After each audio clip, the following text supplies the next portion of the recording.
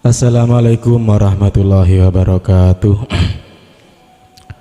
Langsung saja Gus, nyun sewu, perbedaan secara hakikat antara Kanjeng Nabi Muhammad kali Kanjeng Nabi Musa.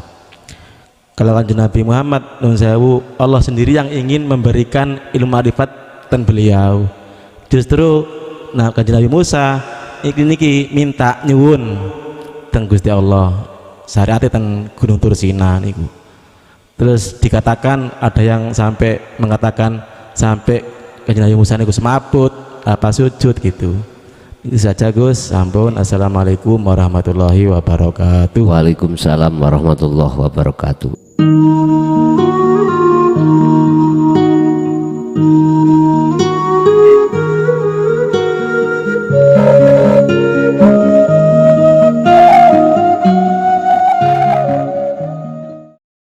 Warahmatullahi wabarakatuh. Ila hadratin Nabil Mustafa Rasulillahi sallallahu alaihi wasallam wa ala alihi wa azwajihi wa dzurriyyatihi wa qurabatihi wa ahli baitihi wa ashabil kiram wa ila jami'il anbiya wal mursalin wal awliya wa syuhada wa salihin wa tabi'ina salihin ila yaumiddin, khususun jami'i masyayikhi ila muntahum wa ila abaina wa ummatina wa azdadina wa masyayikhina wa auladina wa azwajina wa dhurriyyatina wa ahli baitina, khususun jami'il arwah fi hadil majlis wa ghairuhum lahumul fatihah. A'udzu billahi minasyaitonir rajim. Alhamdulillah.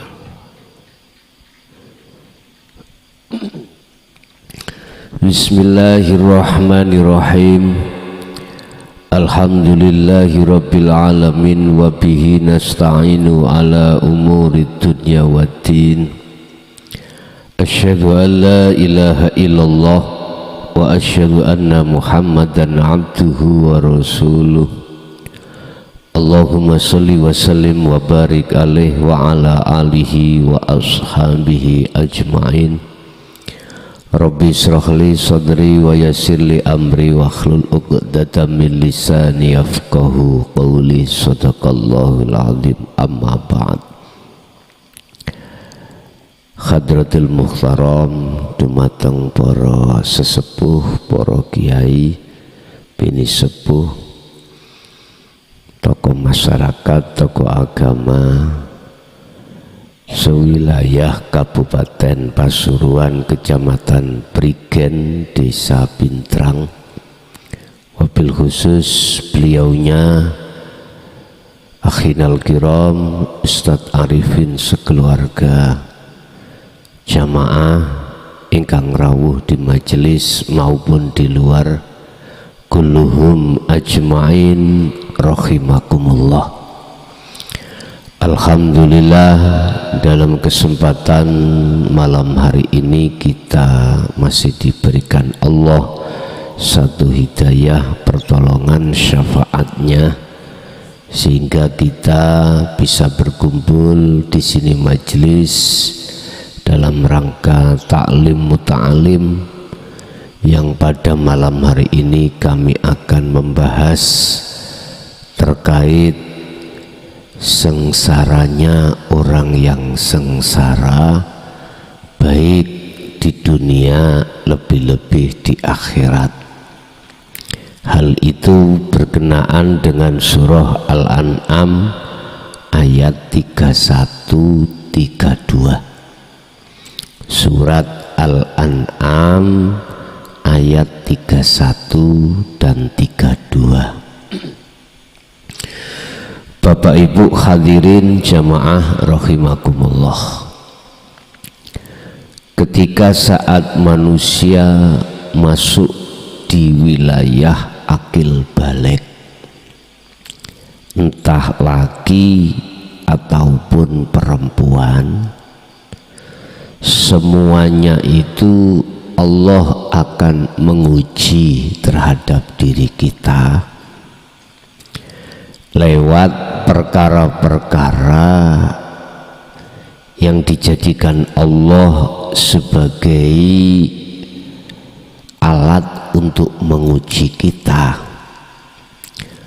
Di situ Allah dawuh terhadap nafsu atau terhadap iblis untuk membawa kehidupan, kesenangan yang bersifatkan duniawiyah. Dengan begitu dihadapkan terhadap kita, apakah kita masih tetap setia kepada Allah, ruhaniyah hati ini, ataukah malah sebaliknya. Sejarah kisah yang terjadi pada setiap diri kita sebagai manusia pasti tergelincir semuanya.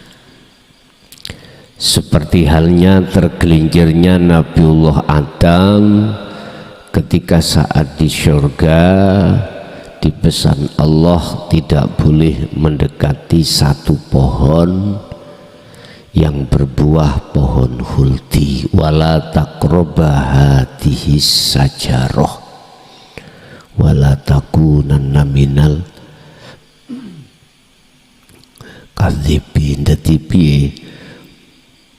Wala takunanna minadz zalimin. Jadi jikalau Nabiullah Adam mendekat dan mengambil buah dari pohon itu, maka di situ beliau disebut sebagai hamba yang zalim, hamba yang akan mendapatkan azab dari Allah dengan bentuk diusirnya beliau dari surga ke dunia.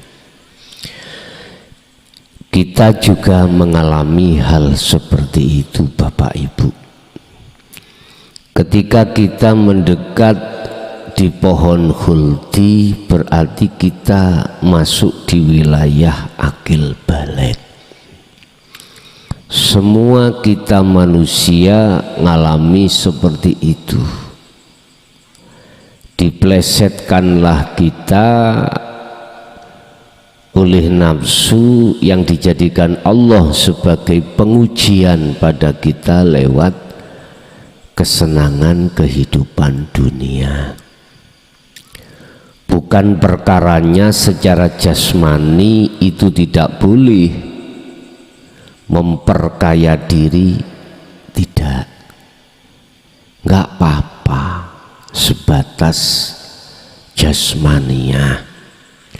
Karena jasmaniyah ini punya butuh sebagai fisik, kebutuhannya itu juga hal-hal terkait masalah duniawiyah, boten nopo-nopo. Cuman yang tidak diperbolehkan adalah bahasa larangan adalah ruhaniyah kita. Nggak boleh mendekati kesenangan dunia.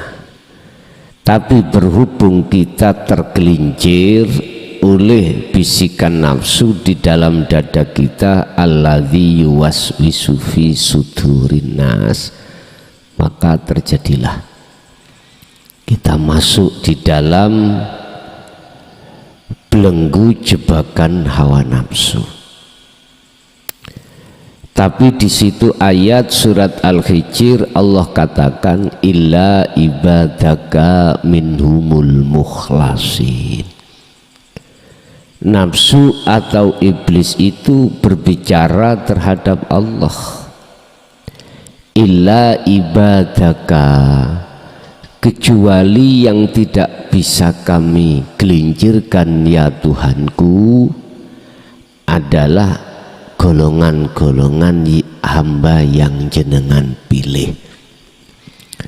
Siapa hamba yang dipilih ini Bapak Ibu? Siapa? Sebab manusia semuanya tergelincir. Itulah hamba yang sebelum tinggalkan dunia ini sudah keluar dari gelinciran atau bisikan hawa nafsu. Diterangkan di dalam surah Al-Hijr ayat 18, yang dimaksud dan yang disebut illa ibadaka minhumul mukhlasin adalah mereka yang ketika Rasulullah menyampaikan tentang dinul haq ay dinut tauhid, beliau iki hatinya bisa terima, hatinya bisa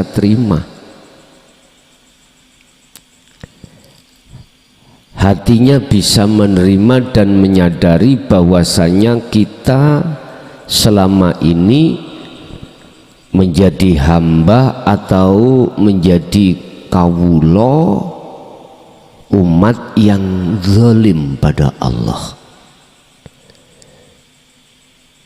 Jadi ada kesadaran hati selama ini kita ruhaniyah zalim pada Allah. La ilaha illa anta subhanaka inni kuntu minadz zalimin. Ini kita sadar kalau kita itu dalam posisi hati ini zalim pada Allah. Bentuknya hati ini zalim, beriman pada selain Allah. Allah yang kumaksud bukan nama, bukan sifat, bukan zat. Contoh, di depan kita ada pohon yang bergoyang, daunnya bergoyang. Hatiku beriman bahwasanya pohon atau daun yang bergoyang itu goyangnya karena dirinya sendiri. Hatiku beriman yang goyang itu adalah daun itu, bisa goyang sendiri. Lah, inilah termasuk salah satu di antara hatiku disebut hati yang zalim, beriman selain Allah dalam hal apapun. Dan atau ketika saat secara zahir ini berlaku tausiah taklim muta'alim dan dalam hatiku merasa keakuanku diri sebagai makhluk yang memberikan petunjuk ini, berarti saya ini zalim. Subhanaka inni kuntu minadz zalimin. Makanya menyadari kezaliman ini tidak semua orang, Pak.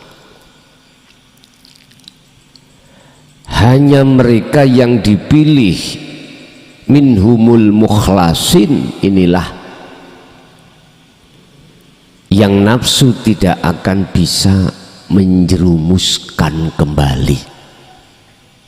Ini yang disebut hamba yang dipilih. Ya Allah, Adam dan anak putu Adam akan kugelincirkan, kusesatkan di jalanku.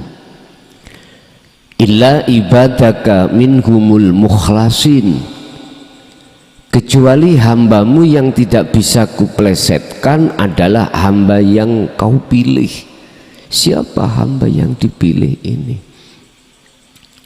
Itulah golongan-golongan dalam hatinya itu merasa diri kita itu zalim selama ini, dengan bentuk ada iman, ada keyakinan selain Allah itu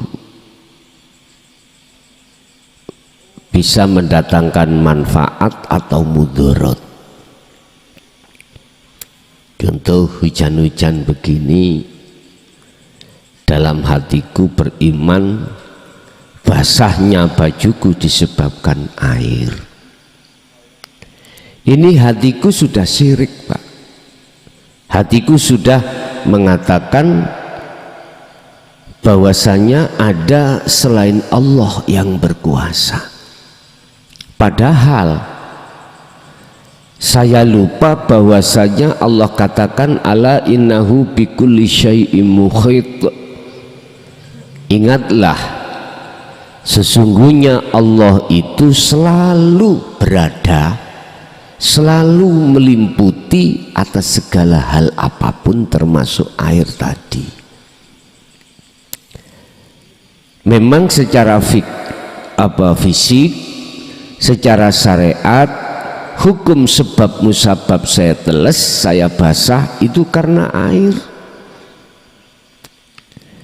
Tapi ingatlah, sesungguhnya air atau makhluk itu tidak bisa nelesi Anda. Yang bisa menjadikan baju kita basah itu karena Allah. Atau begini loh Pak, mudah saja. Ada pemborong, ada tukang dan kuli.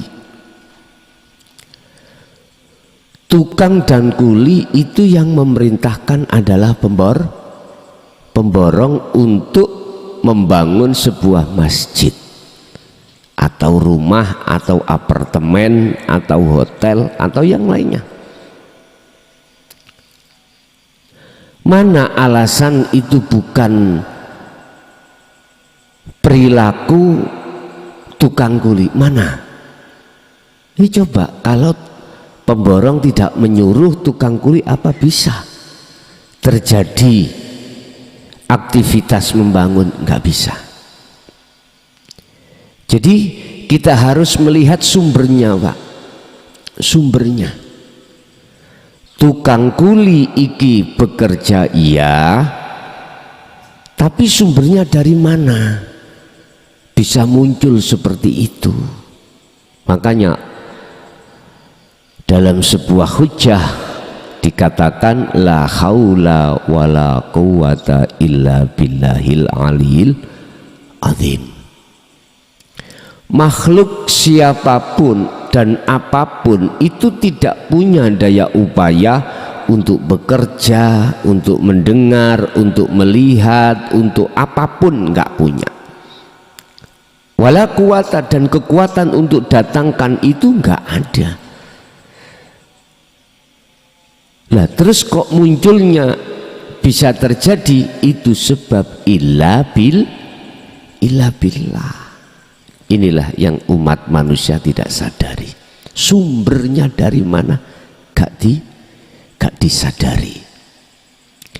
Inilah yang menjadikan persoalan, akhirnya hatiku jatuhnya iman terhadap makhluk. Makanya ketika saat Nabi Yunus sebelum dimasukkan terhadap ikan nun, alasannya karena Nabi Yunus itu gerutu ning ati ketika saat beliau menyampaikan ajaran itu ditolak oleh kaum. Dia menuduh beriman pada kaum, padahal sumber penolakan itu dari Allah.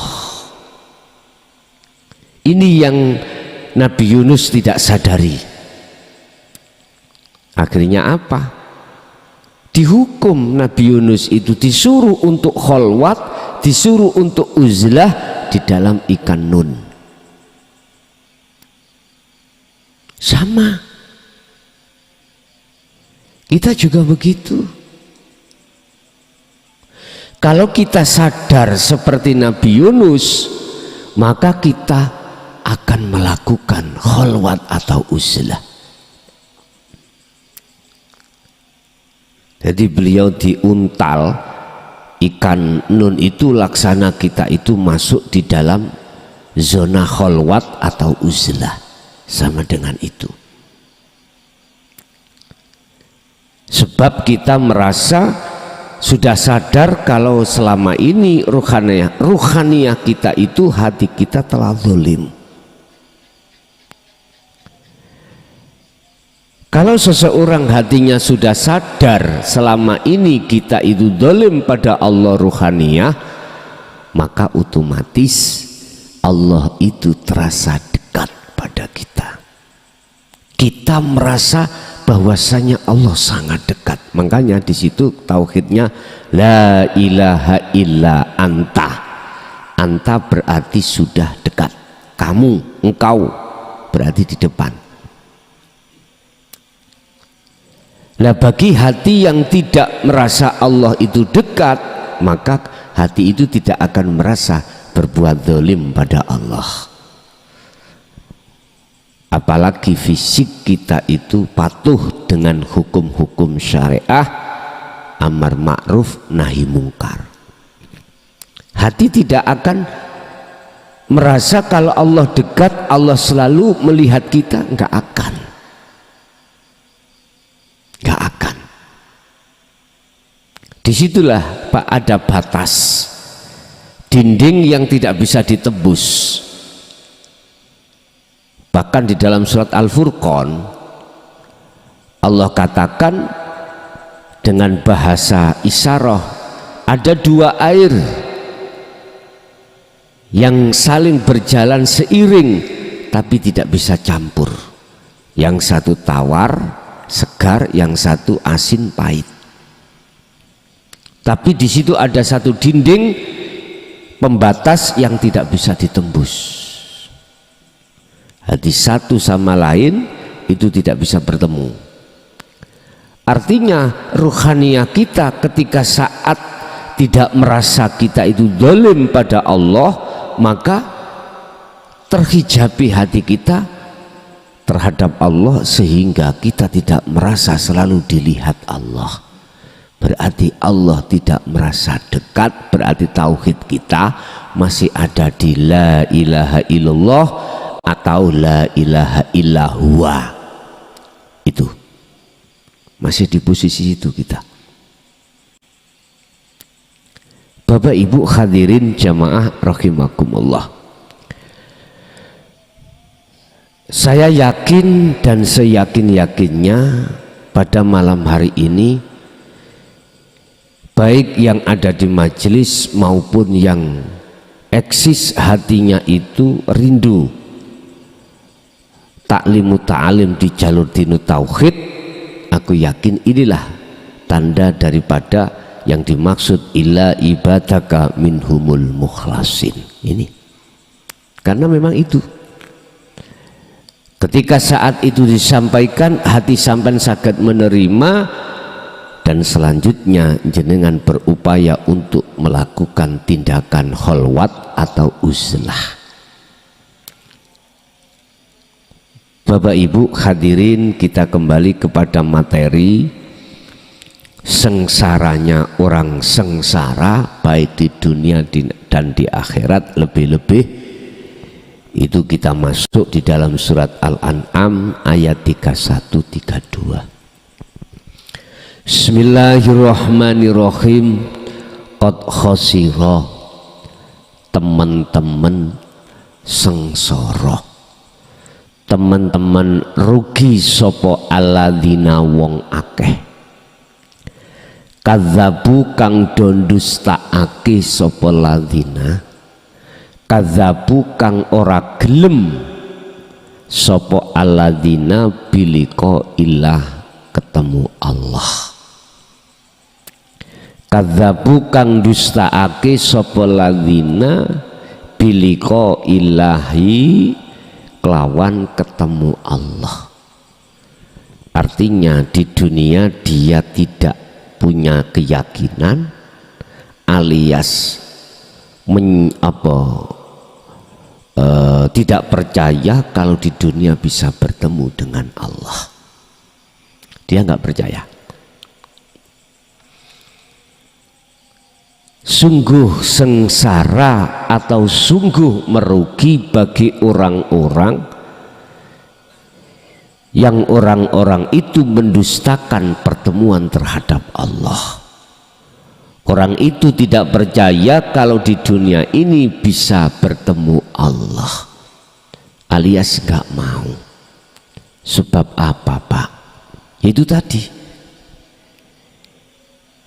kita ikuti jalannya nafsu. Mana sih jalannya nafsu itu? Yastahibbunal hayatad dunya. Dijadikan kesenangan dunia itu sebagai alat oleh nafsu supaya jenengan iku mensukai. Ruhaniyah kita itu supaya menyenangi hayatad dunya, kehidupan yang bersifatkan duniawiyah. Padahal ini untuk jasad, bukan untuk roh. Yastahibbuna padha ndadekake seneng sapa mereka nafsu, ndadekake seneng hayatad dunya, ing kehidupan dunia itu segala-galanya. Akhirnya mereka jatuh di dalam ruhaniyah itu, di dalam kesenangan dunia selalu dan selalu. Otomatis akan mengabaikan kehidupan akhirat, mengabaikan cintanya terhadap Allah. Itu pasti. Sebab Allah juga katakan, barang siapa yang hatinya bersukaria terus terhadap kemegahan dunia, maka dia akan lalai pada Allah. Alhaakumut takasur. Ini sadar atau tidak sadar kita itu telah menjadi korban dari penyesatan nafsu diri kita itu. Tandanya itu tadi, hati ini demen, tresno, bersukaria terhadap kesenangan dunia. Ruhaniyah bukan jasmaniyah. Loh, sebab itulah maka mereka tidak mau bertemu Allah. Kadzabu biliqa'illah, mereka itu dengan cara nafsu membikin kita seperti itu, maka kita tidak percaya kalau di dunia itu akan bisa bertemu Allah. Lawang Allah itu loh ora adoh. Bahkan Allah dawuh terhadap Kanjeng Nabi Muhammad, idza sa'alaka ibadi anni fa inni qaribun. Katakan Muhammad, jikalau hambaku tanya tentang diriku, katakan inni qaribun, sesungguhnya saya itu dekat. Lah ini bahkan lebih dekat dari urat nadi, dan saya ada di dalam dan di luarnya. Oleh karena hati kita bersukaria terhadap jalan nafsu, maka otomatis kita lalai dan tidak tahu kalau Allah itu dekat, sebab terhalang dengan hayatad dunya. Ini Pak persoalannya. Sampai kapankah kita seperti ini? Dalam surat At-Takasur, hatta zurtumul maqabir, kalau tidak lekas sadar ini terjadi sampai mati kita, sampai mati, artinya sampai kita tinggalkan dunia, baru jenengan sadar. Hatta idza ja'athumus sa'ah, jenengan kalih kula niki ati mendustakan pertemuan terhadap Allah, kesadaran itu akan muncul sampai kapan? Hatta idza ja'athumus sa'ah, hatta sehingga idza ja'athum, tatkalane teka hum ing mereka opo as-sa'atu bagdatan. As-sa'ah ini kalau diartikan secara syariat adalah hari kiamat besok. As-sa'ah ini kalau diartikan secara hakikat adalah kematian di dunia ini. Bagdatan kang ngagetake. Berarti ada masa sing ngagetake, masa yang mengagetake, mengejutkan. Itulah kematian, sakaratul maut. Baru mereka itu sadar kalau selama ini dia tertipu oleh nafsu. Baru sadar mereka ini dia selama ini zalim. Akhirnya mereka berkata, qalu, mongko ngomong, berkata sopo mereka yang mengikuti jalannya nafsu, rupane ucapan, ya hasrotana, aduh sengsara tenan ingsun, rugi tenan ingsun, alama farodna fiha, aduh sengsara saya terhadap apa selama ini saya lalai terhadap peringatan-peringatan dari Allah yang dilewatkan oleh para rasul, yaitu adalah dinut tauhid. Sungguh sengsara saya di mana saya telah melalaikan tentang hari-hari itu. Ini Pak, as-sa'ah itu. Jadi wis nggak ada kesempatan. Niki nek cara bahasa Jawa, nek wis srengenge muncul teko kulon, berarti pintu tobat tertutup. Nggak ada kesempatan. Kanjeng Nabi dawuh, idza mata benu adama ing kotoa, tatkalane anak putu Adam iki menghadapi kematian, maka terputuslah semuanya kecuali 3 perkara: sodakotin jariyatin au ilmin yantafa'u bihi awaladin solihin. Sodako jariyah ya gak ono, ilmu yang manfaat apalagi, tinggal 1 jenengan. Sedekah jariyah mau mana? Karena kita dolim syirik terus nang Allah, jadi nggak diterima. Ilmu yang bermanfaat apalagi, tinggal 1, anak soleh yang selalu mendoakan orang tua. Lah anak soleh ini yang dimaksud adalah ruhaniyah sudah duduk di makrifat Allah. Ini anak yang soleh. Bukan hanya secara fisik Pak, bukan hanya di mata manusia, tapi di mata Allah. Karena ini urusan sudah urusan akhirat.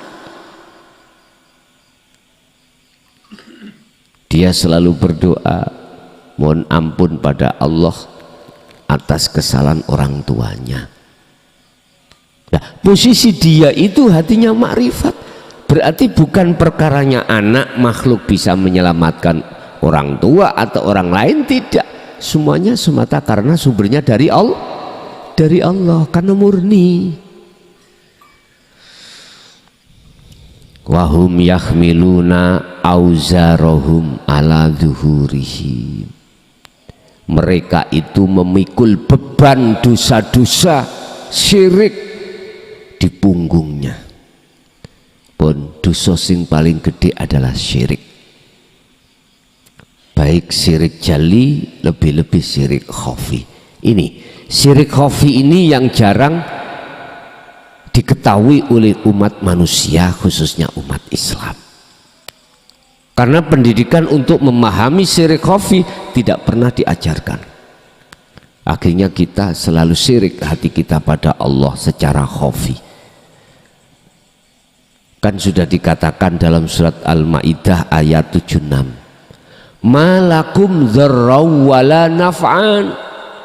Makhluk iku gak iso nekakno mudarat, bahaya utawa manfaat. Sumber kabeh iku teko Gusti Allah. Muhammad, sampaikan ini pada umatmu. Sudah disampaikan Pak pada kita. Tapi mengapa kau masih tetap saja beriman pada makhluk, sedangkan makhluk itu malakum darra wala naf'an, gak bisa memberikan manfaat. Bagaimana mungkin makhluk itu bisa memberikan manfaat terhadap makhluk lain, sementara dirinya sendiri menolong dirinya nggak bisa. Ini kita bicara aslinya Pak ya. Rokok ambek korean sama-sama makhluk. Gak mungkin korean itu bisa menyumet, apa menyumet Pak? Menyulut, rokok itu bisa disedot, nggak bisa. Nggak percaya, silakan. Hei korean, sumeten rokok ning ngarepmu iku, mboten saged. Jangankan nyumetno nang ngene rokok, wong ngurupno dhewe awake lho mboten saged. Tidak bisa. Baru ada sumber. Nah ini Pak, pihak sumber dari yang lain. Ini yang manusia tidak sadari. Kita berangkat dari rumah ke sini, mohon maaf bisa berkumpul bukan karena kita sumbernya bisanya, karena hidup dalam diri jenengan, Allah dari diri jenengan. Akhirnya seakan-akan kita bisa datang sendiri di sini. Kebanyakan manusia lalai akan hal itu karena mengikuti jalannya nafsu. Jalannya nafsu ikut tadi, dengan cara jenengan iki disuguhkan bercinta supaya bersukaria dengan hayat dunia, maka otomatis kita akan lalaikan dari sumber aslinya, dari Allah Subhanahu wa ta'ala. Mereka yang sudah mati sudah Pak, nggak perlu ditalkin. Wong barang mati kok ditalkin. Artinya gini Pak, mohon maaf, orang ditalkin itu mestinya orang masih hidup. Saya tidak menyalahkan loh ya, ndak les, cuman saya mengkritik aja supaya tambah ningkat pengenalan diri jenengan pada Allah, tauhidnya biar tambah ningkat. Ngeten lho Pak. Orang di beat, orang ditalkin itu mestinya orang itu masih hidup. Di thariqah ada pembaiatan, ada talkin, hidup. Gak mungkin nyun sewu cara mursid nalkin nangane wong mati, tegese mbuh perkara sing mati ditalkin, gak mungkin. Bapak Ibu, maksudnya geten, ketika saat manusia itu menyadari bahwasanya segala sumber itu dari Allah, maka dirinya akan merasa menjadi patung.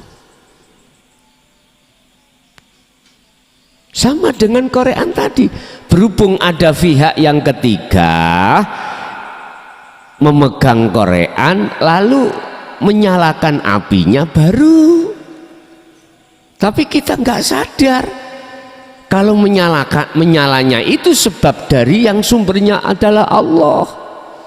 Ini karena kita memang di jalan nafsu, akhirnya lalai, lupa, nggak sadar. Alasa ama yazirun, itulah saelek-eleke wong sing sengsara, wong sing mikul beban di pundaknya, yaitu kesalahan, dosa-dosa yang kita bawa. Lah, mumpung kita di dunia ini belum masuk di zona atau wilayah kematian, maka muncullah asbabun nuzul, ya. Dalam beberapa ayat wahyu Allah mengatakan wa anibu ila rabbikum wa aslimu min qabli ayatiyakumul adab. Lekas kembali ya pada Tuhanmu. Imanmu itu kembalilah yang murni hanya pada Allah. Jangan pada makhluk. Otomatis jenengan harus mengikuti Kanjeng Nabi. Fattabi'uni, kata beliau, ikuti aku. Jikalau kau mengikuti aku dengan kafah sempurna, maka summatun sorun, kau pasti ditolong Allah, pasti ditolong. Kita umat Islam khususnya tabek ngikuti Kanjeng Nabi ku syariat tok, Pak. Mayoritas syariat tok. Hakikat makrifate, ajaran tauhidnya tidak kita ikuti. Itu loh persoalannya. Mengapa demikian? Karena mohon maaf, ajaran yang di jalur dinul haq, dinul tauhid ini diberangus. Tahu diberangus, Pak? Apa berangus itu? Nggak boleh keluar gitu loh maksudnya. Jikalau keluar pasti akan muncul makalah dzalika dhalalah, itu sesat. Seperti itu. Hal itu terjadi saat ketika ditinggal oleh Rasulullah wafat. Abu Bakar menyampaikan kaum Khawarij belum kuat, nggak berani. Abu Bakar, Umar juga begitu, nggak kuat kaum Khawarij. Utsman juga begitu. Terakhir Sayyidina Ali, kaum Khawarij ini sudah kuat, akhirnya beliau dibunuh, dipenggal. Itu zaman khalifah, Pak. Kaum Khawarij itu hafal Quran, Pak, hafal hadis, luar biasa. Akhirnya sejak itulah ajaran yang bersifatkan dinul haq, yang garis lurus langsung dari Kanjeng Nabi, yang mendidik ruhaniyah atau hati kita, tidak pernah muncul. Akhirnya generasi seterusnya, mohon maaf, pekok kabeh. Ngerti pekok? Dalurung kabeh. Ruhaniyahnya bukan jasmaniahnya. Ruhaniyah kita tersesat di dalam jalannya nafsu. Yastakhibunal qaul yastakhibunal hayatad dunya alal akhirah. Jikalau kita sudah masuk dalam perangkapnya nafsu alal akhirah, kita akan melalaikan Allah. Dan juga nafsu wa yasudduna an sabilillah, akan selalu menghalangi siapapun yang akan membuka tentang dinul haq, dihalang-halangi. Wa yabghunaha iwaja, kalau dihalang-halangi nggak bisa, maka yang terakhir akan dibengkokkan dengan cara makalah-makalah mereka. Naudzubillah. Makanya jangan heran kalau kita itu gak paham tentang ilmu, tentang hati, karena memang beliau-beliau yang hatinya sudah masuk di jalur hakikat makrifat itu diberangus. Apa tadi? Diberangus itu? Hah? Dibungkam.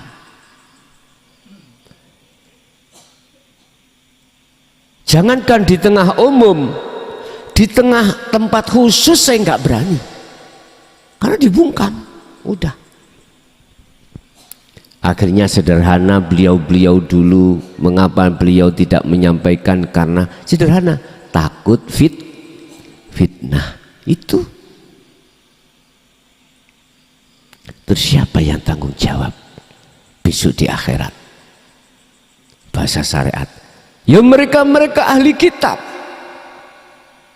yang mengarahkan pengikutnya untuk yastahibunal hayatad dunya, ya udah, untuk beriman. Makanya jangan heran jenengan ini akan ditarik untuk menghambakan diri terhadap makhluk, pujaannya kepada makhluk. Jangan heran Anda. Rasulullah loh padahal sendiri mengatakan, innama ana basyarum mislukum, jangan kau memuji aku, memuja aku, jangan sembahlah, puja-pujilah siapa yang ku sembah. Itu Rasulullah. Lah kok ada generasi-generasi yang mengatakan kita diperintahkan untuk memuja pada makhluk. Ini yang selama ini kulawan. Walaupun aku sendiri, katakanlah, karena memang ini tugas. Inilakum minhu nadhirum mubin. Saya hanya untuk mengingatkan saja. Mana sih kebenaran yang sebenar-benarnya yang pernah disampaikan oleh baginda Rasulullah Shallallahu Alaihi Wasallam ini. Urusan jenengan nggak setuju, monggo, saya juga nggak apa-apa.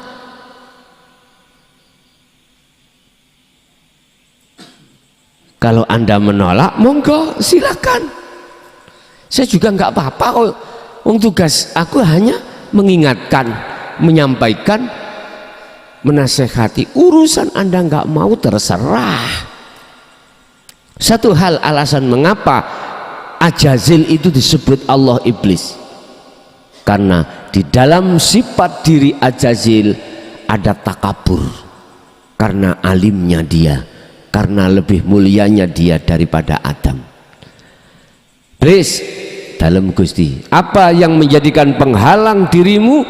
Saya suruh untuk menghormati perintahku berupa sujud nang Adam, nggak mau. Jawabannya sederhana Pak.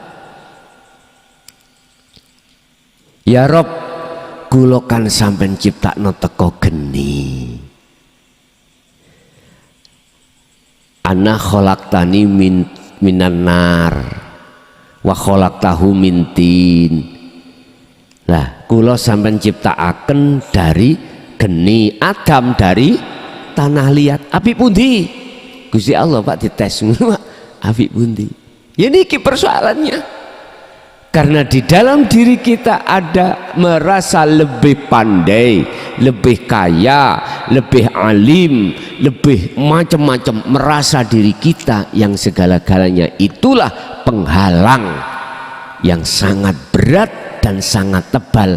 Akhirnya dinut tauhid yang disampaikan ini nggak bisa diterima. Udah. Saya sendiri juga ya nggak akan hidup terus, akan mati. Lah ngoten nggih, akan mati.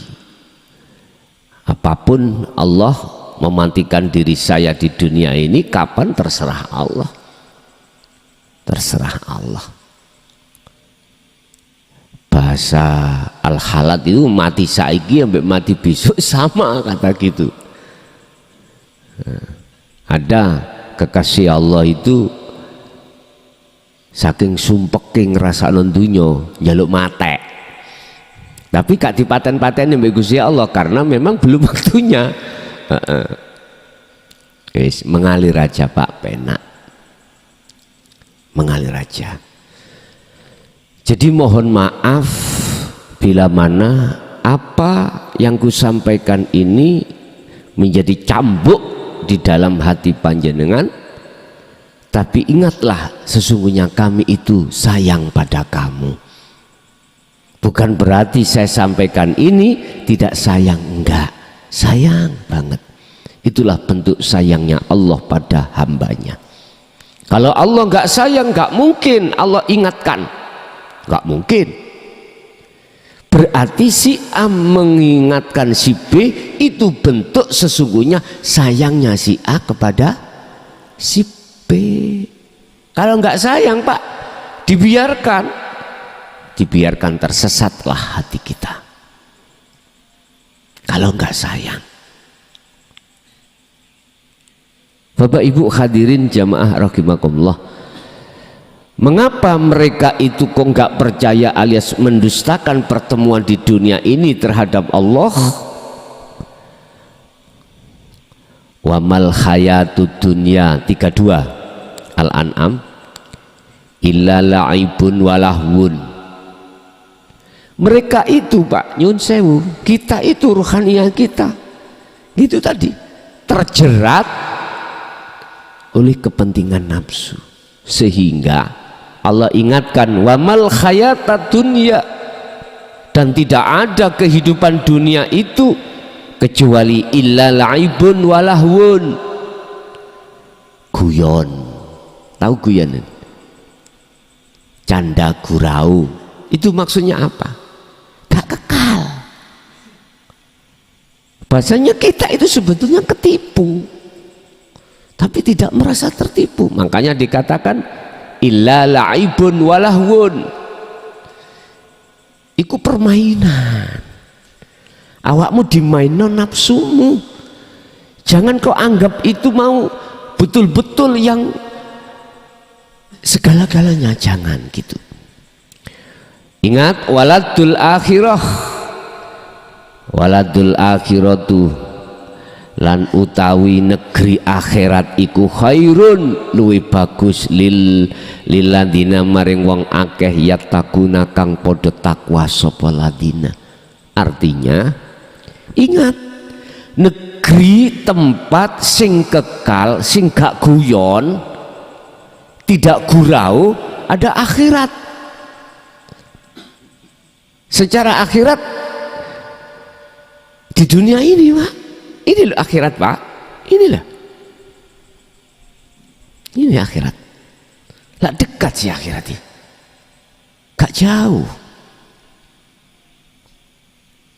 Nyatanya ini bagi hatimu wajib, sebelumnya itu gak nyatanya selain ini. Artinya apa Pak? Jikalau kau menginginkan nyatanya yang wujud, sebenarnya kau harus meniadakan yang seakan-akan wujud, padahal itu sesungguhnya tidak ada atau tidak wujud. Jikalau kau ingin tahu nyatanya Allah, maka tiadakanlah selain Allah di dalam pandangan basiroh mata hatimu. Ngoten loh, maksudnya begitu. Andai kata kau ingin masuk di dalam alam akhirat, tinggalkan alam dunya iki.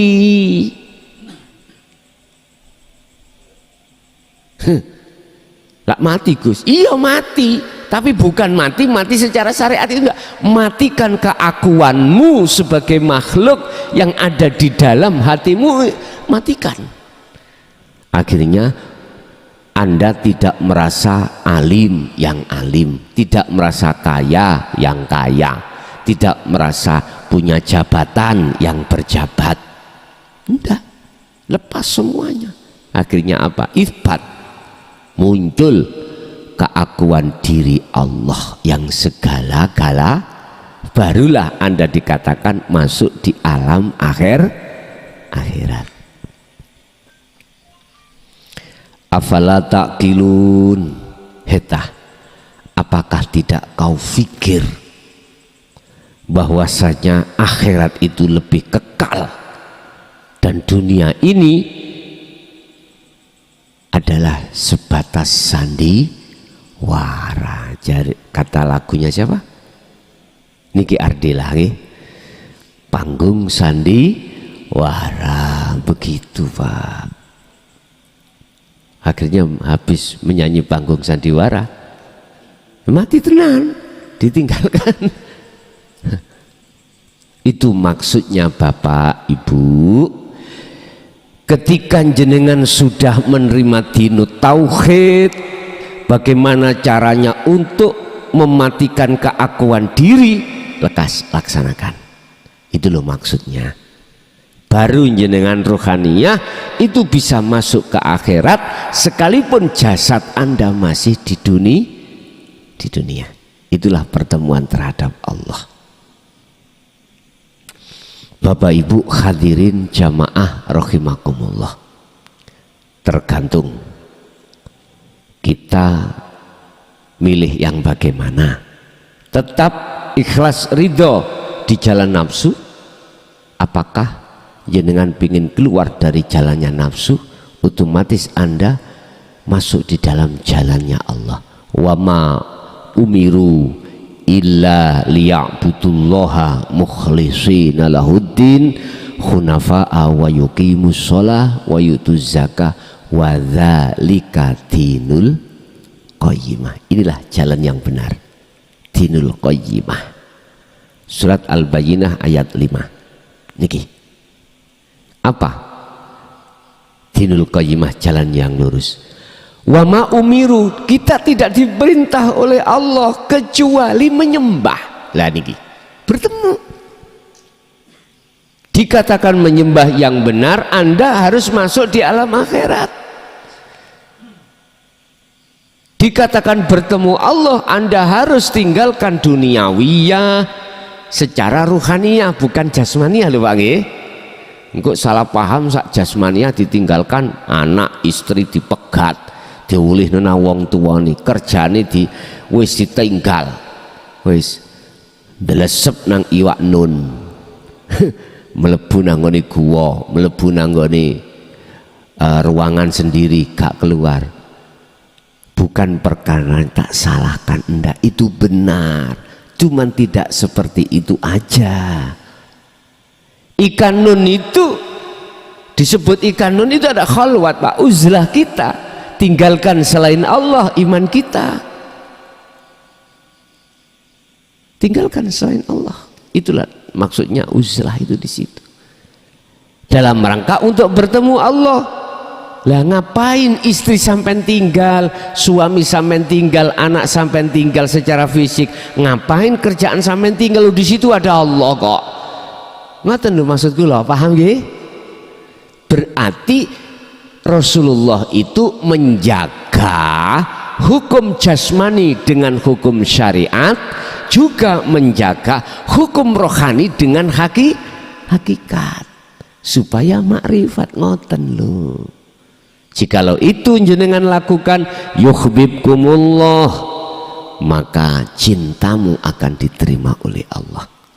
Karena cintamu terhadap selain Allah yang dulunya menancap dalam hatimu, kau lepaskan. Ngoten.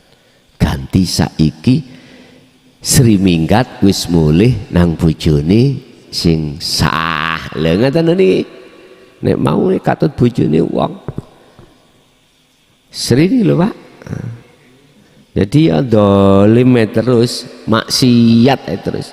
Mau duduk bojone Lah sekarang Sri wis sadar, akhirnya Sri minggat, Sri iku sing asale minggat sudah pulang ke suami asli ini. Berarti garwa sampean iku Gusti. Wis sampean ini. Fafiru ilallah.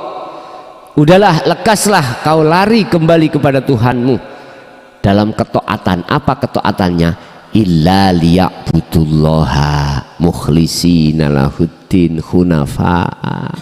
Sungguh-sungguh kau menyembah. Ruhaniyahmu itu harus condongnya pada Allah, konteksnya iman. Bener sampean iki mau cara fisik wong sugih, tapi atimu ngimani sing sugih iki Gusti Allah, akune Allah. Bener jenengan alim secara fisik miturut pandangan basariah, tapi hatimu ngomongke basirohmu itu sing alim iku akunya Allah. Wis ana kene Pak, wis hati sampean sudah ada di sini, mesti selamat sampean. Gak kadik ngomong insya Allah. Inilah yang dimaksud tabiina solihin, pengikut Rasulullah secara sempurna. Gini ki sampai Az-Zumar 54 Allah katakan, jikalau kau tidak lekas kembali kepada Tuhanmu mengikuti Muhammad, maka summatun sorun summalatun sorun, kau nanti tidak akan mendapatkan pertolongan. Kau tidak lekas kembali kepada Tuhanmu sehingga kematian itu datang, maka summalatun sorun, maka ruhaniyahmu tidak tertolong. Allah tidak akan menolong kita. Akhirnya ruhaniyah masuk di alam barzah sing gelap. Ini gelap. Karena apa? Karena saat di dunia walladzina kafaru auliya'uhumut taghut yukhrijunahum minan nuri ila dhulumat. Karena di dunia kita itu kita jadikan nafsu sebagai imam kita, penolong kita. Selain Allah kita jadikan sebagai penolong kita. Konteks iman.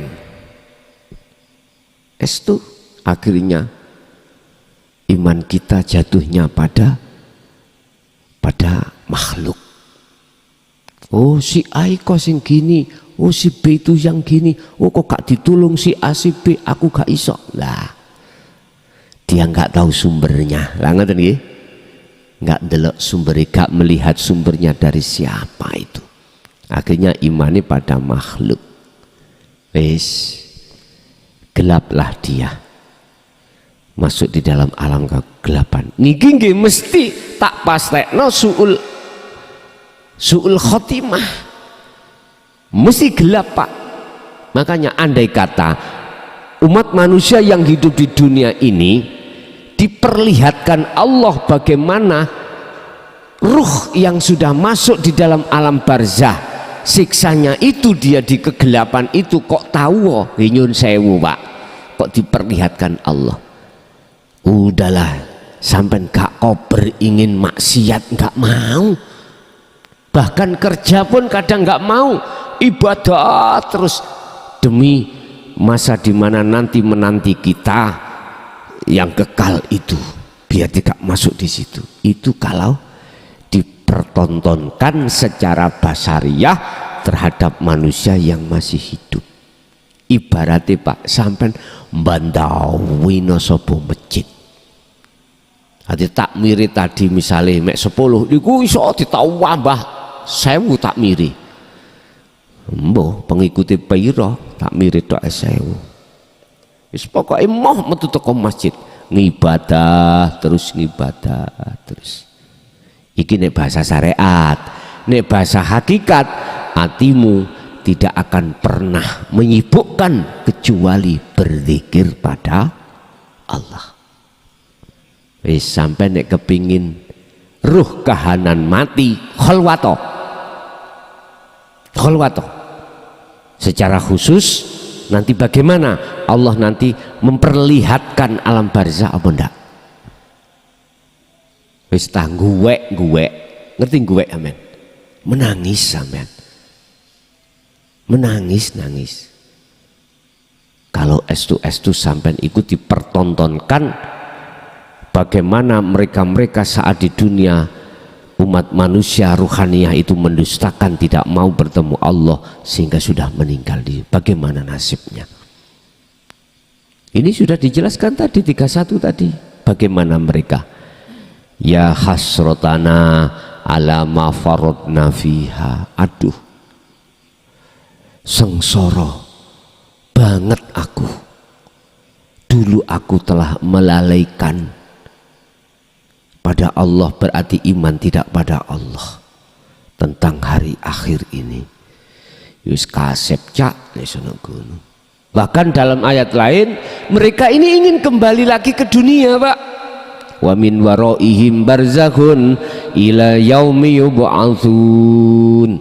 Berhubung sudah ditutup Allah barzah ini, maka dia tidak akan bisa kembali. Karepe nopo dia itu ingin kembali ke dunia? Mboten karepe kerja, mboten mertobat, imane balik nang Gusti Allah, ngoten. Jari Gusti Allah, nek awakmu tak balekno, aku yakin awakmu gak mungkin, sebab tobatmu tobat lombok. nek pedes iku mau koyok kapok, nek gak pedes goleki maneh. Ya iku menungso. Illa ibadaka minhumul mukhlasin, kecuali jenengan tidak akan pernah digelincirkan oleh nafsumu manakala Anda mengikuti Rasulullah di jalur dinu tauhidnya. Udah gini ki mukhlasin iki. Seperti Nabi Adam awalnya bisa digelincirkan, berhubung Nabi Adam fatalaqo Adamu mirabbi kalimatin fataba alaih, Nabi Adam gelem nrimo kalimat dari Allah, jenengan gelem nrimo kalimat dari Allah berupa dinu tauhid ya ini, maka Adam bisa kembali ke negeri asalnya, surga kembali ke surga. Bahasa syariat jenengan iki iman kembali pada Allah. Ngoten lho Pak. Bapak Ibu hadirin jamaah rahimakumullah, itu sekelumit terkait masalah sengsarane wong sing sengsara ning dunya wis ketok kelihatan kalau kita sengsara. Takut sing sugih kelangan sugihe, takut sing duwe jabatan kelangan jabatane, takut sing melarat terus melarati. Iki termasuk rasa takut di dunia ini, kita khawatir di dunia ini, itu bentuk siksa Allah, lebih-lebih di akhirat. Ya udah, percaya gak percaya terserah karepmu, udah terserah. Ingat, saya hanya menyampaikan apa yang pernah disampaikan Rasulullah, yang selama ini banyak yang tidak mau menyampaikan, hanya menyampaikan syariatnya saja, secara hakikat ma'rifat tidak disampaikan. Oke Bapak Ibu, kita masuk pada sesi tanya jawab. Barangkali ada yang perlu ditanyakan, monggo kami persilakan. Assalamualaikum warahmatullahi wabarakatuh. Waalaikumsalam warahmatullahi wabarakatuh. Nun sewu Gus, mohon tanya, bagaimana cara membangun jiwa dan raga? Cukup itu saja. Man arada dunya fa'alaihi bi ilmin, wa man aradal akhirah fa'alaihi bi ilmin, wa man aradahuma fa'alaihi ma bi ilmin. Bagaimana cara membangun jiwa dan raga? Bon. Jiwa itu bahasa ruh, raga bahasa jasad. Kalau yang dimaksud raga jasad ini urusan-urusan kebutuhan dunia, tetap harus pakai ilmu. Kita secara jasmani diletakkan berdagang, harus tahu ilmunya berdagang. Ilmunya berdagang adalah kita kulaan seket harus kita jual paling tidak swidak 60, karena kita mencari untung. Jangan keluar dari sistem syariat. Kita kulaan, apa sih kulaan bahasa Indonesia ini Pak? Kulaan, itu apa? Sing S1 lho Pak, aku SD gak lulus masalahnya. Ya wis kulaan ngoten lah. Kita kulaan 50 gak mungkin toh Pak, kita jual 40, gak mungkin. Itu berarti keluar sistem, gak boleh. Secara Islam juga begitu. Halalallahul bai' wa harramar riba. Enggak boleh. Di situ ada perkara yang riba atau yang diharamkan. Gusti Allah menghalalkan jual beli dan mengharamkan riba. Contoh, riba iki contoh. Kita jualan. Kita belinya kulaannya adalah 50. Terus kita tawarkan pada pembeli itu 70. Terus ditawar oleh pembeli 60. Kita ngomong, Wong tadi ada yang menganyang, menganyang Pak, menawar 70 saya kasih, mumpung awakmu iki khusus awakmu gak apa-apa 70. Padahal ya gak ada yang nawar tadi 70. Nah, itu riba, gak boleh, gak boleh Pak. Berarti keluar syariat, keluar fikih, keluar berarti kita telah mendatangkan riba, gak boleh. Sama, kita kulaknya itu 50, kita tawarkan 70, terus ditawar orang 60, nggak boleh. Ini lo kulaknya itu lo 60 saya, lah labanya mana? Ya tambah no titik lo. Padahal kulakane 50, riba lagi. Hati-hati. Makanya dalam dunia syariat ada namanya bondo sing berkah lan ora berkah, ada di situ. Hindari hukum-hukum syariat. Kok hukum-hukum syariat? Hindari hukum-hukum yang dilarang syariat, itu loh maksudnya. Wis, kalau yang dimaksud bangun jasad ini secara komplit adalah jasad kita kayak ono dasar hukum syariat. Di situ ada dua, mana perintah jalankan, mana larangan tinggalkan. Nah ini membangun jasad atau raga. Mana perintah harus kita lakukan, mana itu larangan harus kita. Ini cara untuk membangun jasmani atau raga. Wis, sehingga nek masalah kehidupan kebutuhan dunia, nah, kalau kita berjalan di atas hukum syariat benar, aku yakin ini nanti tidak akan mengecewakan panjenengan. Wis. Kedua, bagaimana cara membangun jiwa? Maksudnya adalah ruhaniyah. Pertama, kita harus punya guru akhirat. Kita. Siapa guru akhirat? Guru yang menjelaskan tentang alam akhirat. Guru yang menjelaskan terhadap kita tentang hati kita, ruhaniyah kita. Otomatis inilah yang dimaksud dinul haq bil huda wa dinil haq. Inilah ajaran Rasulullah yang khusus di jalur dinut tauhid, hakikat untuk bisa makrifat Allah. Setelah kita mendapatkan beliau, kita pasti akan diwejang atau diajarkan ilmunya. Setelah ilmunya kita dapatkan, maka kita amalkan. Berarti bentuknya kita uzlah atau kholwat dengan zikir yang sudah dipandu dan dikasih sistemnya bagaimana untuk pelepasan iman selain Allah supaya bisa beriman pada Allah, yakfur bitaghut wa yu'min billah, dengan terus menerus fastaqomu. Maka disinilah cara untuk membangun jiwa.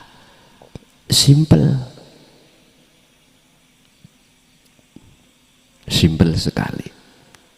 Walaupun simple, gini kan, mau apa ndak terserah. Dan itu ayat niku wau gak gelem karena isih bersukaria terhadap bisikan hawa nafsu, yang hawa nafsu membisik umurmu sik dawa, nyantai ae bos, ngono. Sik 30. Engko enek 40. Lah 40 sik gagah diomongno, matimu sik suwe. Nikmat dunia enak, lanjut. Kurang bojo siji, nah kono nang purel kono. Wis tau ambat. Hati-hati. Hati-hati. Bapak Ibu hadirin jamaah rahimallah. Istri itu jangan disepelehni. Ya. Kesuksesan Anda khusus terkait masalah dunia tidak terlepas dari peran seorang istri. Mungkin kita lihat siapa cara presidennya Pak Harto dulu sukses setelah ditinggal Putin, terus mudun nanggane sinten Habibie setelah ditinggal istrinya. Berarti nek dilihat dari situ, maka seorang istri itu perannya itu luar biasa. Berarti doa seorang istri bahasa syariat itu sangat diharapkan. Padahal istri satu, apalagi istrimu.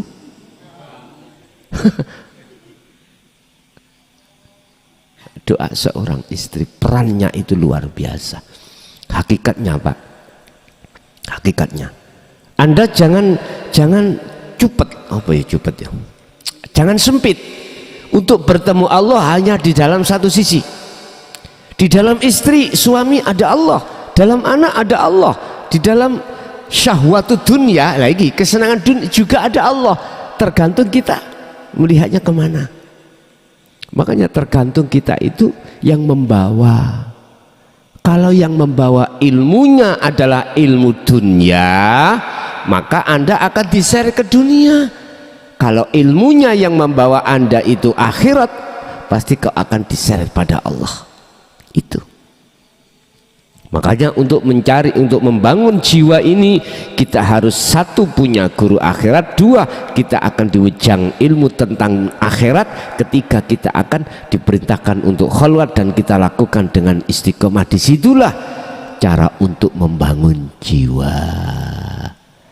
Nek bahasa ilmu sejati Pak, mohon maaf ya, teori sangkan paraning dumati, kita harus melakukan meditasi, bertapa, masuk dalam kesadaran penuh bahwasanya kita patung, semuanya adalah urip Allah Subhanahu. Ayo sing tahu nang masuk sejati gak heran, oh iya bener, berarti gak salah miturut Quran. Qur'ane adalah tidak hanya amanu tapi wa amilus sholihah. Ingat, Yun sewu wal asri, demi masa, kata Allah. Masa itu waktu.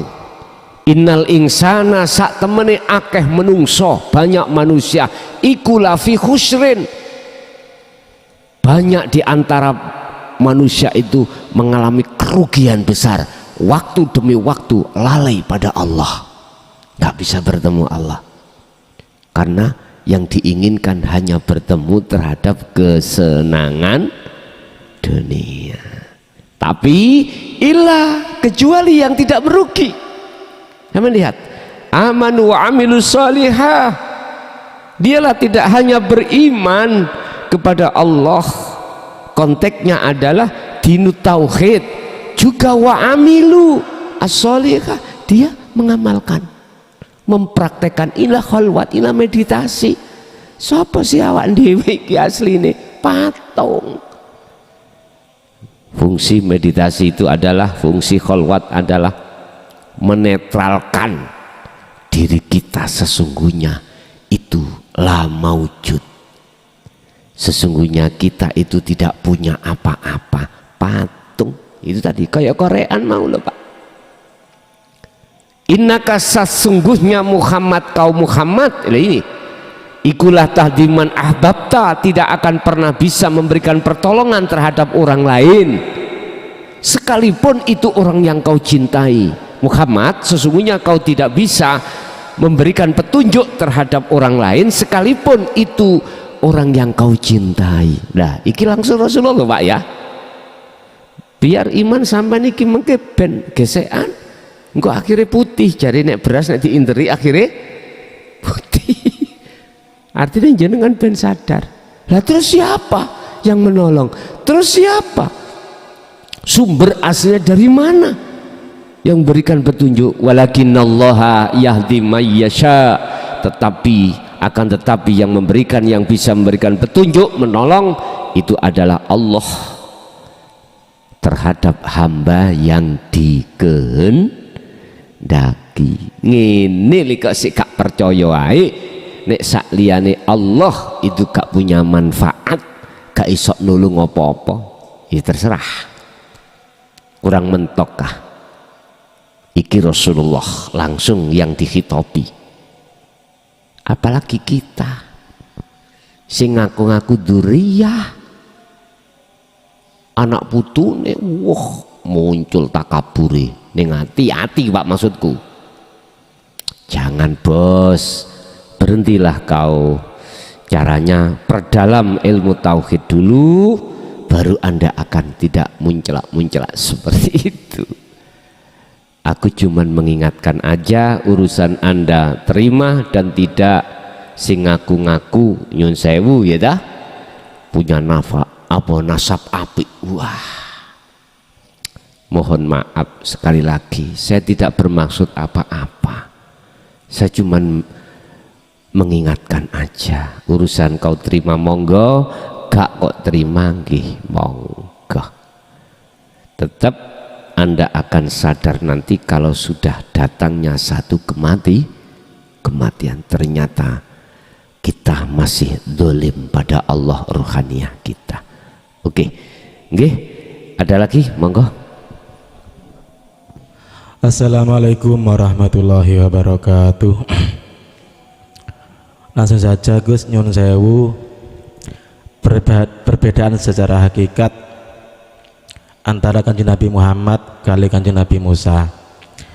Kalau kanjeng Nabi Muhammad nyun sewu, Allah sendiri yang ingin memberikan ilmu ma'rifat dan beliau. Justru kanjeng Nabi Musa niki minta nyuwun teng Gusti Allah, syariat teng Gunung Tursina niku. Terus dikatakan, ada yang sampai mengatakan sampai kanjeng Nabi Musa niku semaput apa sujud gitu.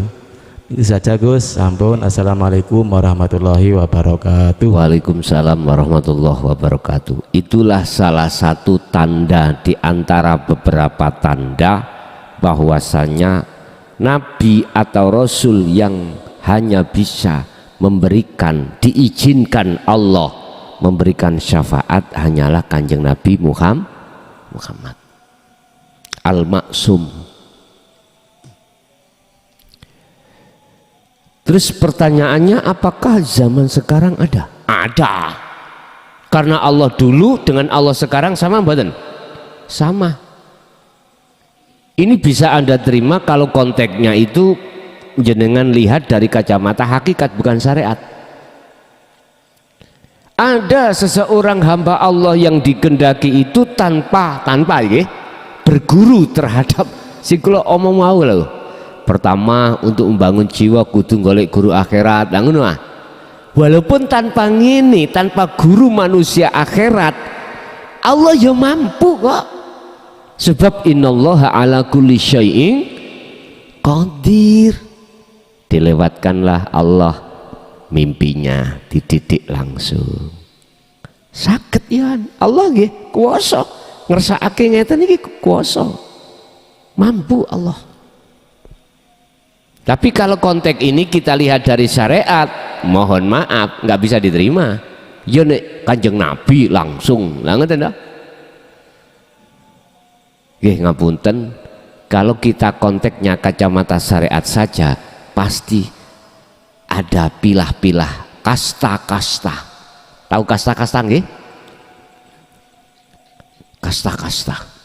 Padahal Rasul sendiri mengatakan dalam surah Al-Kahfi ayat 110, kul, katakan Muhammad, apa ya Allah yang kukatakan pada umatku ini, innama ana basyarum mislukum, sesungguhnya saya itu sama dengan kamu, makhluk. Begitu ya kanjeng Nabi langsung bilang gitu, Al-Quran. Tapi bila mana ada makalah yang berseberangan dengan ini, ya urusannya terserah. Makanya tadi saya katakan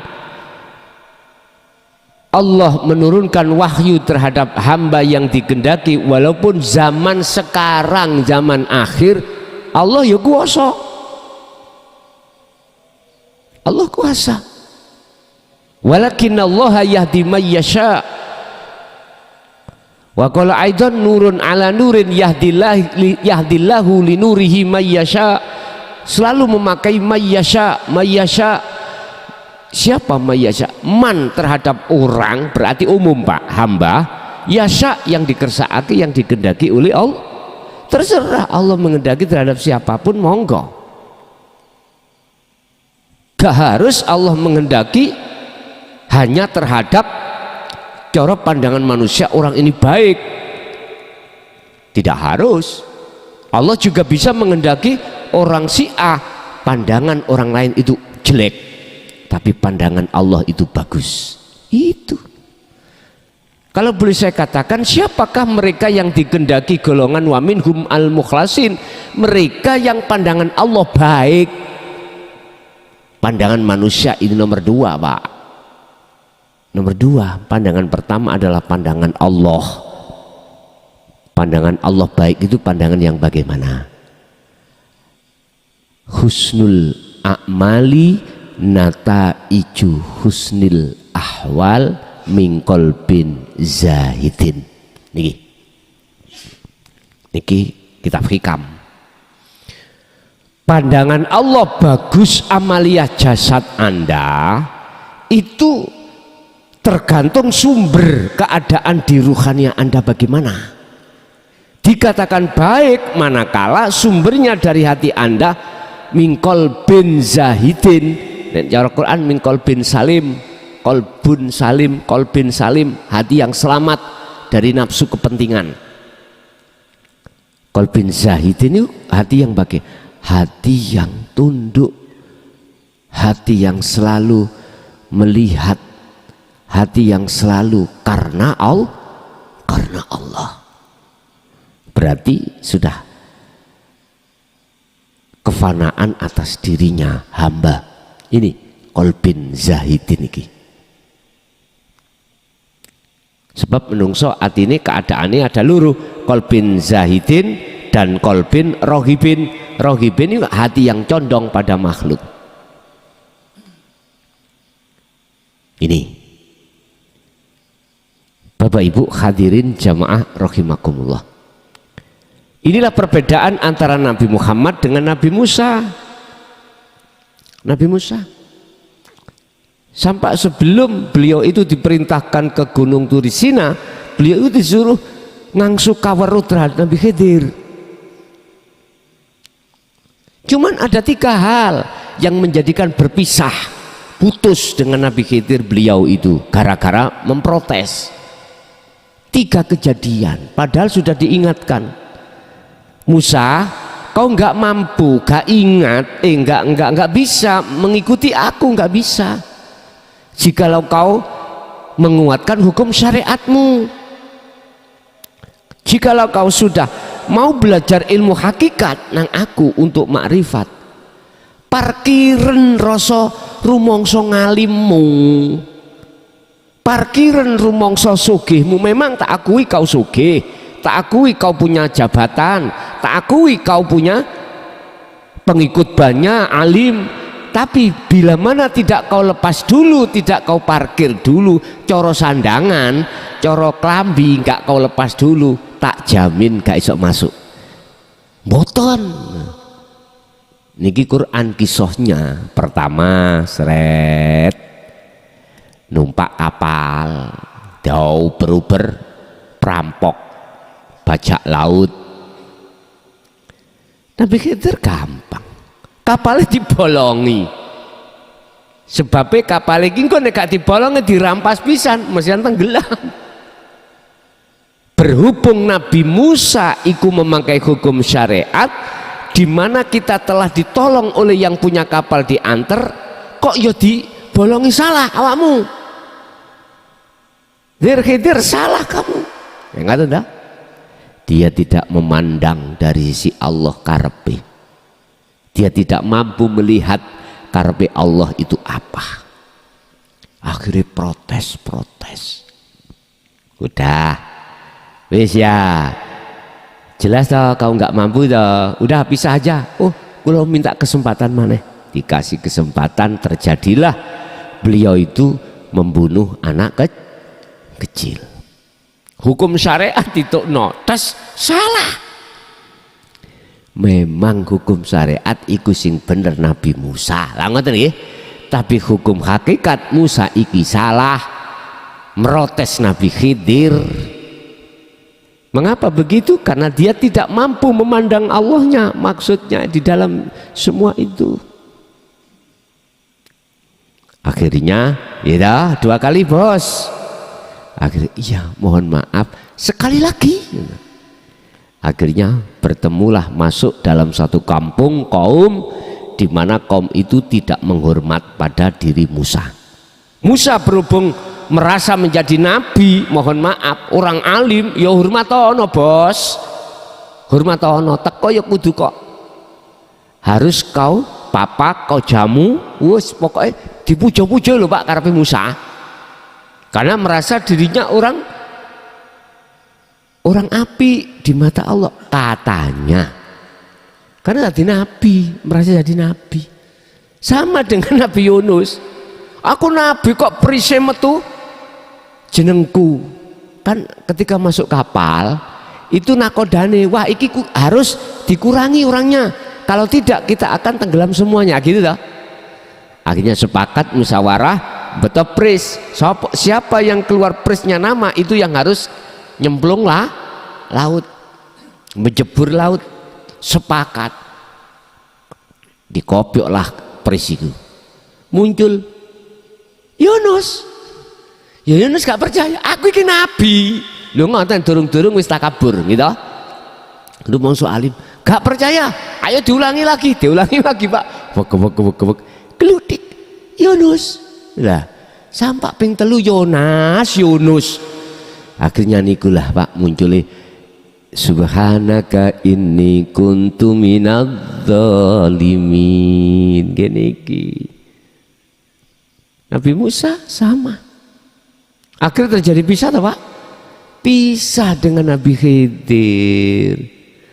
Beliau terakhir ada gereja yang mau roboh dibangun sampai Nabi Khidir. Dilana sampai Musa. Dir, wong kaum gak jamu kita, gak ngurmati awak dewe, kok awak dewe soro-soro menegakkan gereja gapura. Hukum syariat yang dia pakai. Wis terakhir ya bos, wis ping 3 iki, wis pisah. Akhirnya pisah. Ning sadurunge pisah dijelaskan maksudnya. Lah ngeten ta? Dijelaskan maksudnya oleh Nabi Khidir. Kamu itu ya, kalau belajar hakikat ojo protes apa sing terjadi di depanmu. Contoh, walaupun secara syariat gak cocok, itu ada maksud Allah. Nek gak tak bocori kapal iki gak tenggelam. Akibatnya kok barang-barang ning kapal sak kapale dibawa perampok. Ngoten nah. Masya Allah. Wis nomor 2 arek cilik iku nek gak dipateni ambek Allah.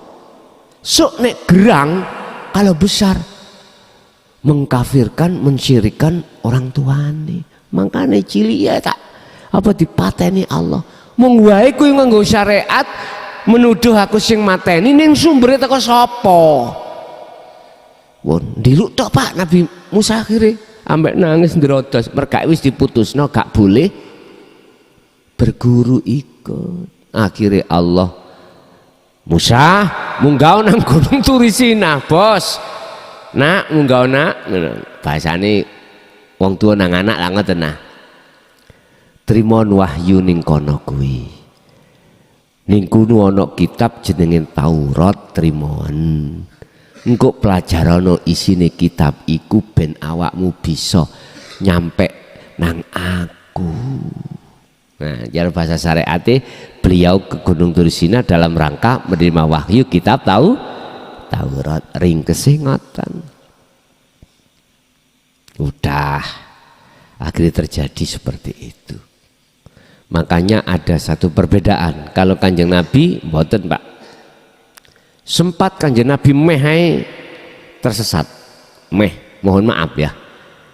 Buka di dalam surat Al-Hijr ayat 92 sampai 99. Di situ ketika Rasulullah menyampaikan dinul haq, terus ada kaum yang menolak, bahkan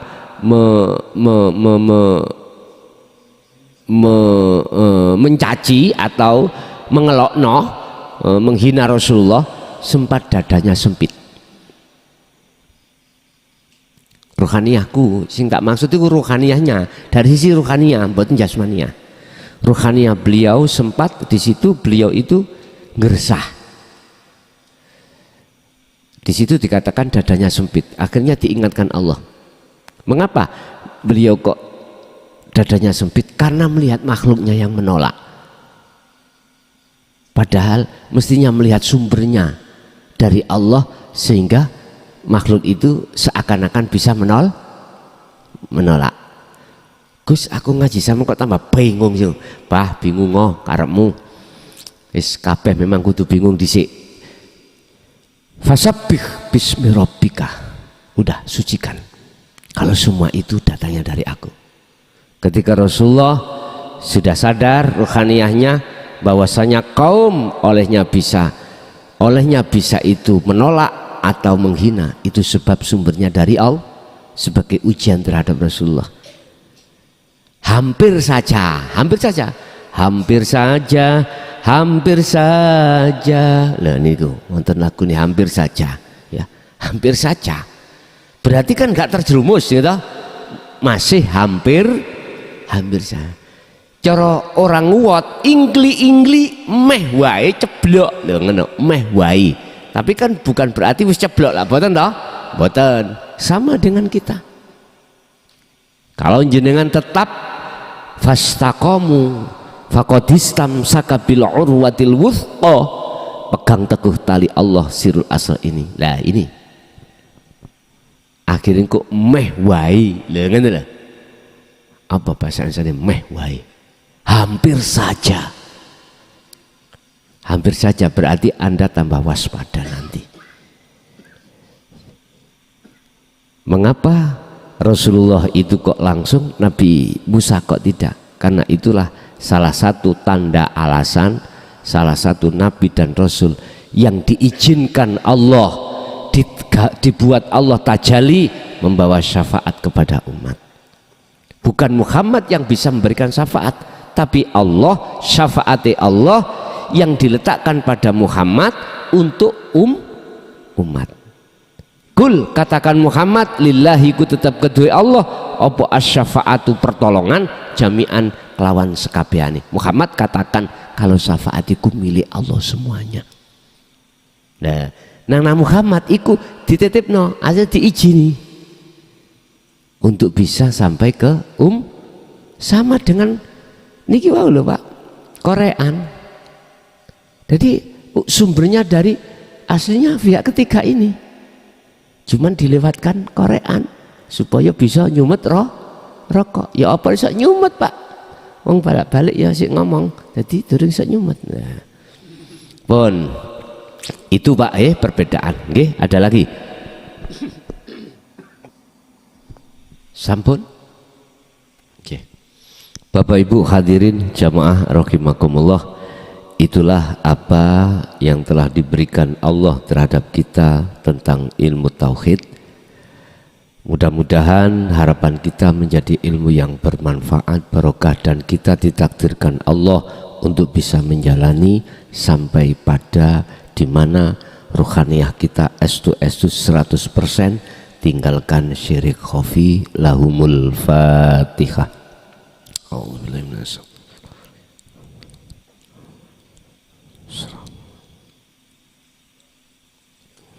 Awal sampai akhir, bila mana ada kalimah yang kurang berkenan, kami atas nama pribadi nyuwun ngapunten ingkang kathah. Hadanallah wa iyyakum wal afa minkum.